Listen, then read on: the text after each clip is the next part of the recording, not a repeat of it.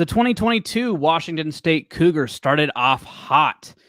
Thinking about making a bowl game wasn't even a question. It was almost a foregone conclusion. But here we are through 8 games, 4-4 record, 4 games to go. I'll tell you about if I think they're going to be able to make be eligible for a bowl game next in about 15 seconds.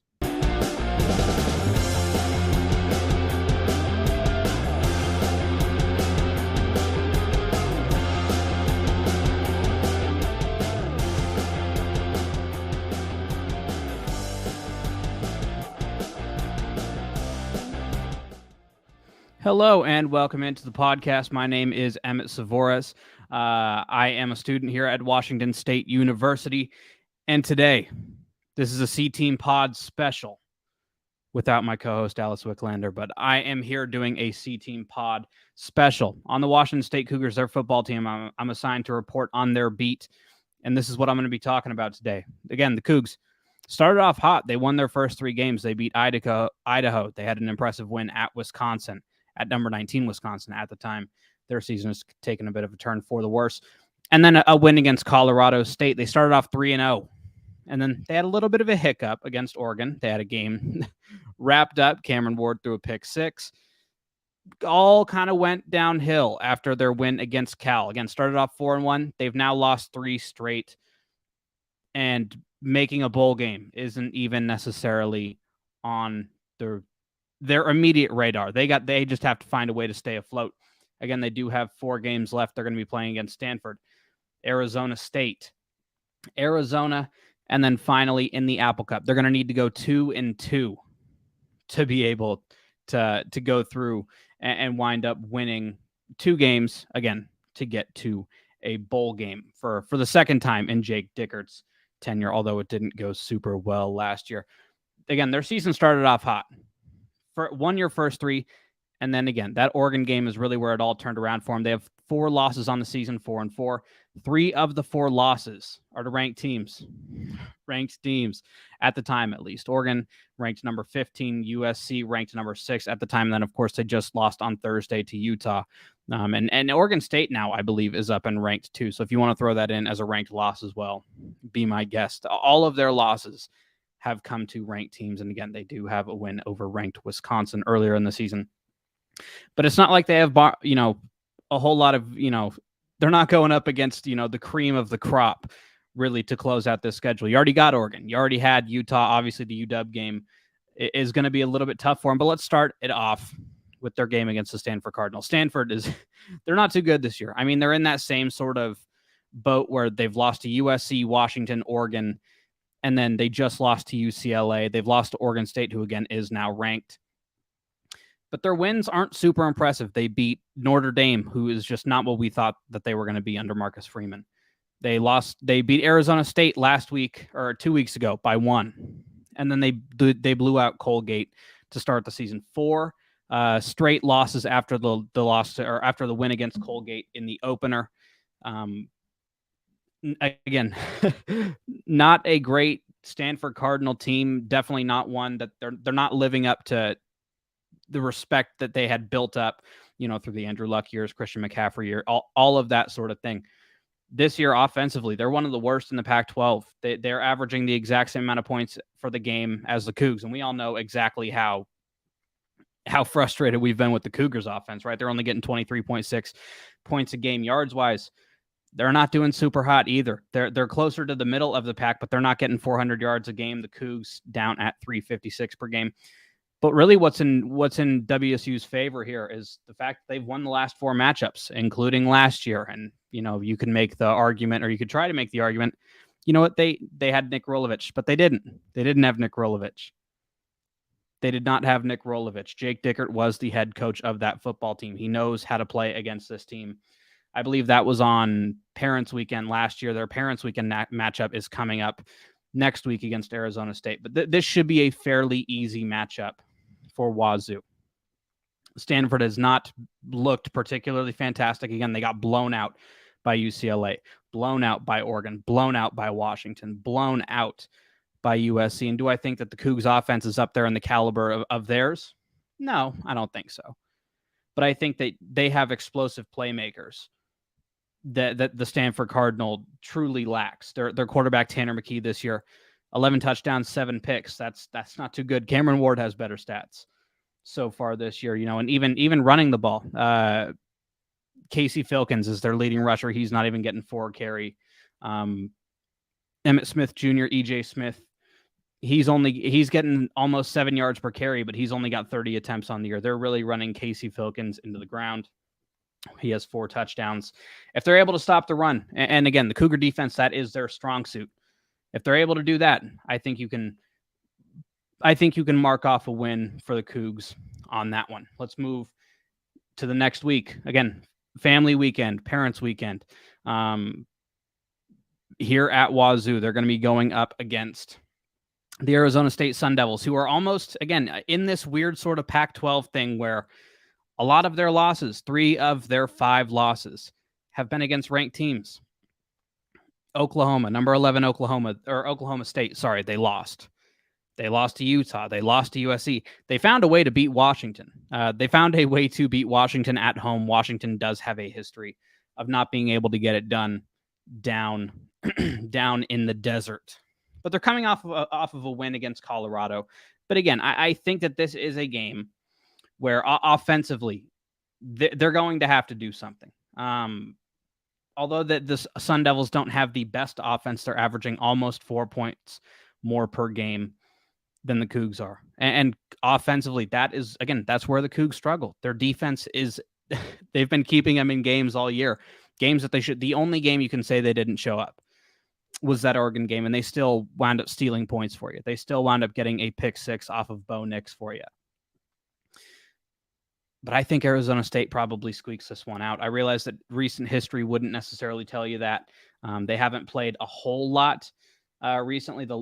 They've had 2 matchups since 2016 or since 2017. Last year, again, the Cougs were able to win in Tempe, and then their most recent matchup before that was 2019, and ASU was able to get that, but that was back with Mike Leach and Herm Edwards. Herm Edwards is no longer the coach there. And before that, again, the Cougs, before their last 3, if you want to count the last 3, the Cougs their last 4, the Cougs are 3-1. But they don't have a whole lot of recent history. Again, last year they did win 34-21. But I think the lack of scoring coming from the Washington State offense is going to be a massive issue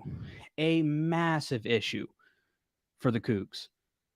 Again, Arizona State's defense isn't exactly, they're not the cream of the crop. They're not the one of the best defenses in college football, of course, but in fact they're towards the bottom, and the Cougs have a better defense than they do. The Cougs have the best defense in the Pac-12 when it comes to points per game.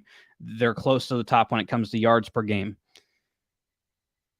But Arizona State, I truly think that this is a game that Arizona State wins. They're a very inconsistent team. They've been able to beat some of the bad teams they've played, right? They lost to Stanford by 1, as I talked about earlier, but they beat Colorado. They hammered Northern Arizona in the opener. But they found a way to beat Washington. They're going to be coming off of a loss to UCLA, and so I think that maybe that provides them just a little bit of juice coming into that matchup on Parents Weekend. But I'm going to say that Arizona gets it done. So now we're looking at 5-5. They're going to need to win 2, or they're going to need to win 1 of their last 2. I think the Apple Cup is a game that they're going to be hoping it better not get to Apple Cup for them, for the Cougs. I think that Washington has a fantastic matchup with them this year, a really good matchup. But before we get to Apple Cup, let's talk about Arizona. Arizona has been one of the worst programs in college football for a while now. Jaden Delores kind of kept them in games. You look at their offense, 38 against San Diego State, 31 against North Dakota State, 31 against Cal, 43 against Colorado. And then as they kind of went up against the better teams, Oregon, they only scored 22, but then Washington and USC, they showed up. They put up 39 and 37 and just weren't able to come away with the win because their defense has really been that bad. Their defense has allowed 39 to Mississippi State, 49 to Cal, 49 to Oregon, 49 to Washington, 45 to USC. The Arizona Wildcats defense is putrid, really bad. They're giving up 37.4 points per game. They're lucky that's not the worst in the conference because Colorado is bringing, keeping them afloat there. Colorado's given up almost 40 points a game. But Arizona's defense has been really bad, giving up, again, 475 yards per game. If there's going to be a team that you're going to see an offensive explosion from for Wazoo, if you're going to see an offensive explosion against, it's going to have to be that game against Arizona. I'm going to give them the win on that one too. So that puts them at 6-5. That gets them bowl eligible. And lucky thing, truly lucky thing, because I think Washington beats them this year. Washington has owned them. They really had owned them. They had been kicking their teeth in for a long time before Jayden de Laura was able to help them get the biggest win when it comes to margin of victory for the Cougs against the Huskies ever, 40-13. A 27-point victory last year. But Washington has owned this series. Owned. The Cougs haven't been able to win 2 straight Apple Cups since 2008 and 2007. But Washington has put together many 5-game streaks, 6-game streaks. I think they came off of some insane streak. And especially with how their offense is playing this year. You talk about Michael Penix Jr. He's been one of the best quarterbacks in all of football. He's the leading passer in college football throughout the entire nation, not just Pac-12, throughout the entire nation. He's thrown for the most yards. And that's crazy when you think of who some of the other quarterbacks in college football are. But the quarterback for WSU is a huge problem, Cameron Ward. And that's not saying he's not a good guy. He's been fantastic anytime I've gotten the chance to ask him questions at press conferences. There are a bunch of players who are playing better. Penix, Jayden de Laura, of course. Caleb Williams, of course, at USC. Bo Nix at Oregon. All of those guys have 20 passing touchdowns. De Laura has 8 picks, but all of them have at least 20 passing touchdowns. And that's not even counting Dorian Thompson-Robinson, who's, again, leading a ranked UCLA team right now. It's going to be tough for Cameron Ward to go up against some of those guys. We saw, I don't want to say he got outplayed by the backup quarterback for Utah last week, but it's not like it was a significant upgrade. You were going up against a backup quarterback for Utah, and you didn't look significantly better. And I think that I truly think that is a huge issue. Bryson Barnes was the quarterback for Utah, who had 2 touchdowns and no picks. It could be a problem. They're going to have to win the 2 games that they have in front of them with Arizona. Arizona alongside their game against Stanford this week. They're going to have to win those 2. Have to win those 2. Hey, but thank you guys for watching or listening to a C-Team Pod special on whether or not the Washington State Cougars will be able to earn a bowl game. My name is Emmett Savoras. If you want to follow me on any social medias, at Emmett J. Savoras on Instagram, Twitter, at the C-Team Pod on Instagram, Twitter, TikTok. Anywhere you can find any sort of content, that's where you can find me. Have a good night.